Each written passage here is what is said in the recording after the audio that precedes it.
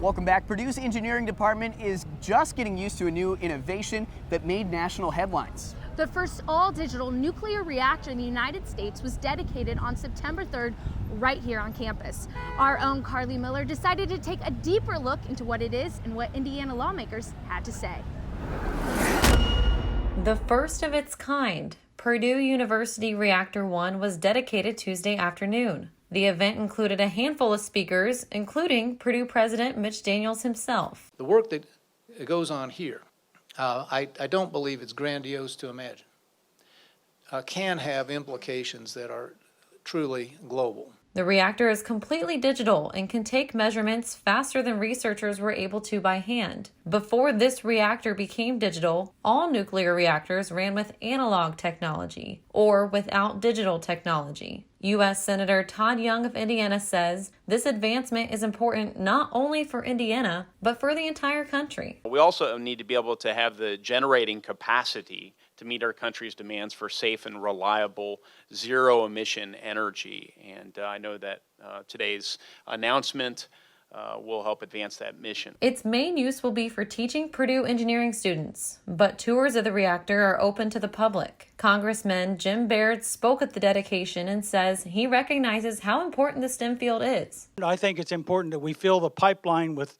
young people coming along that exhibit the same kind of talents and skills that you have, so that we can continue to be a leader in the world in this nuclear energy and other aspects of engineering. And it is STEM students who will be learning from the upgraded nuclear reactor throughout the future. These new steps forward, let's say leaps forward, if all that happens as I'm prepared to imagine that it might, then we'll remember today with great fondness and great pride we were all part of it. What a cool opportunity for Purdue nuclear engineering students to really get hands-on with something digital like that. Absolutely. Thank you to Carly for that.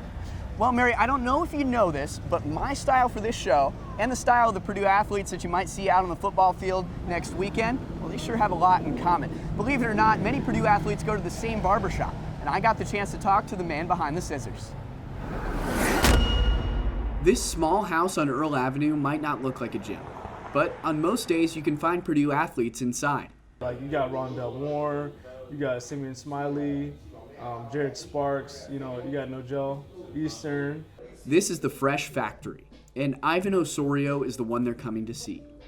Ivan's been cutting hair for 10 years, which is pretty impressive considering his age. I'm 20 years old right now, as we speak.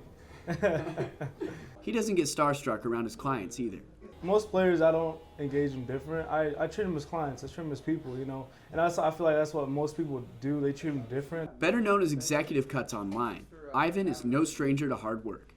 Usually I come in 8 to 8, do the whole 12 hours, 7 days a week. Like, you get a good haircut, you go home, take a shower, you're like, wow, this haircut's amazing. Like, the work speaks for itself, So that's the best part about it. Well, JD, I was able to experience a different type of barbershop. The Purdue Varsity Glee Club is hard at work rehearsing for the busy year ahead. And this year, they plan to focus beyond the harmonies. Ready? There are stars in the southern sky. Good, nice job. The Purdue Varsity Glee Club has been a part of campus for over 115 years. Each year, the ensemble performs both nationally and internationally with an average of 50 to 60 appearances. I was able to sit in on a rehearsal to see how the magic happens. We really don't know what we're going to sing until the day of.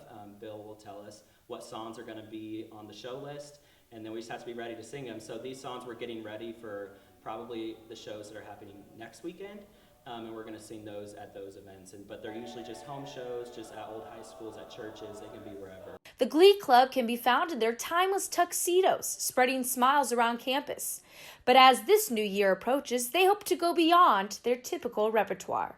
So there are two things that we're really sort of increasing or making better in the group this year, and that's philanthropy and then also social media.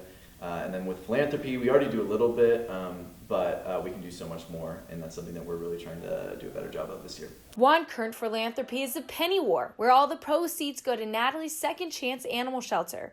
Whether focusing on helping others or spending time with each other, Purdue musical organizations have opportunities for all. There are so many opportunities in the Glee Club. It's just in Purdue Musical Organization in general.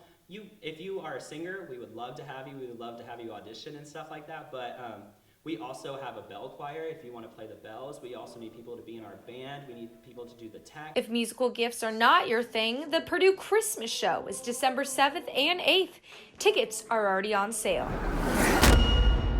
I have to say, this got me so excited for the Christmas show. I learned for students, it's buy one, get one free. I'm gonna have to get my t-shirt. I know that I'm gonna show up this year. Well, it sounds like I could give you my free ticket. Let's make a plan. That sounds like a plan to me.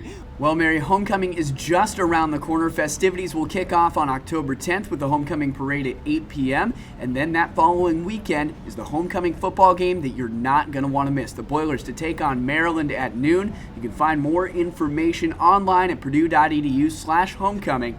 I know I'm not going to want to miss all the tailgates outside of Ross 8. That's all we've got for today's episode of Fast Track. I'm JD Arland. And I'm Mary Caltrider. Thanks for watching, and we'll see you next time.